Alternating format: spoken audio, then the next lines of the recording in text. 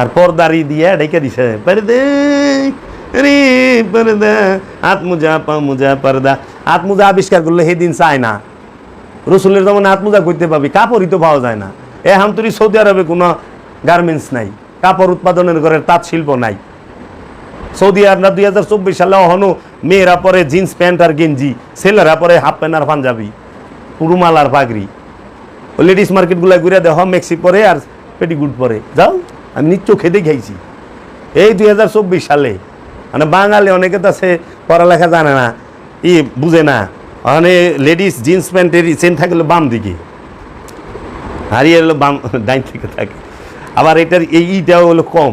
তো এক লোক ওই যে হারেজ মার্কেট থেকে প্যান্ট কিনা লেগেছে ডিউটির লেগে, হ্যাঁ লেডিস মেয়েগো ফ্যান, মেয়েগো ফ্যান কিনতে যখন কাম করবা গেছে কী কী ফ্যান কিনছি ইটা না ছুড়ো, খালি বই তো কষ্ট হয়। দূর তুই মেয়েগো ফ্যান কিনে আনছাস, কারণ মেয়েদের প্যানে রানে এইখানে ফুল থাকে, এখান দেয় ডিজাইন থাকে, এই থাকে।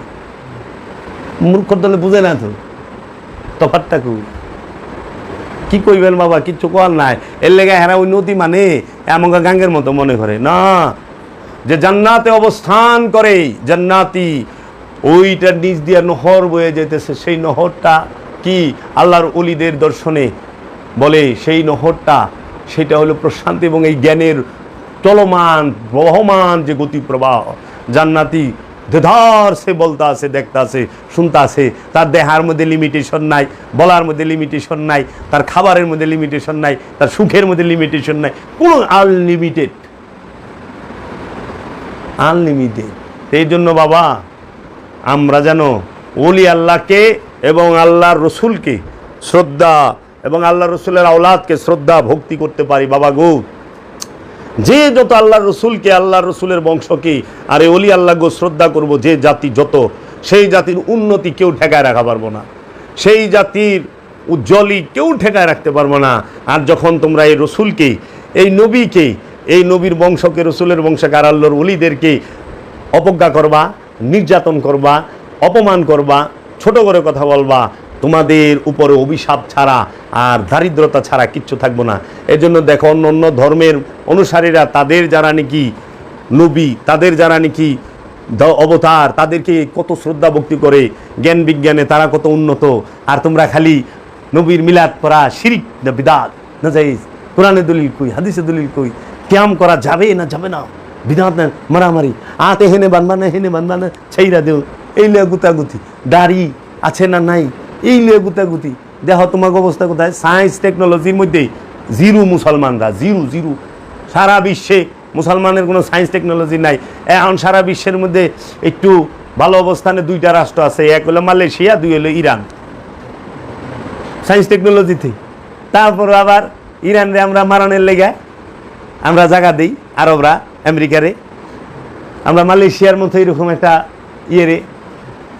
এমন তো ফতোয়াবাজি শেষ হয় না। এজন্য রসুলকে তাজিম করো, রসুলকে ইজ্জত করো। দেখো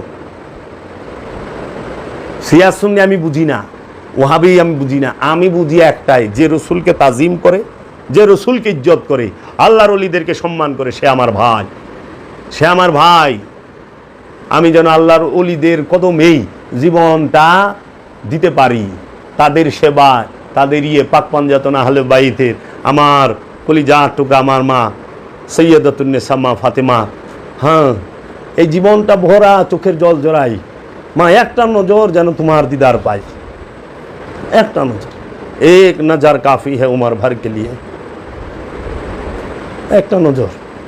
যার দরজার সামনে আল্লাহর হাবিব যা দাঁড়ায় থাকতো,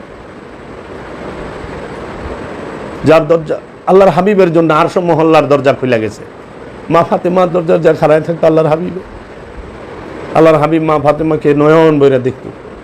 আর সেই মা ফাতেমাকেই আমরা এইরকম করলাম কেন? আল্লাহ রসুলকে ইজ্জত করো, রসুলের বংশকে দেখো। মুসলমানের পুরা নাই আবার পাইবা। যখন মানুষ ইজ্জত করছে তখন কিন্তু উন্নত ছিল।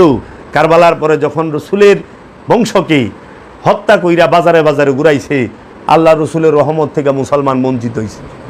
এই নামের মুসলমানগুলো বঞ্চিত হয়েছে। সারা পৃথিবীতে মুসলমান বেজ্জিত হয়েছে, এখনো হচ্ছে। আমাগো বাইতায় আমাগো মারে,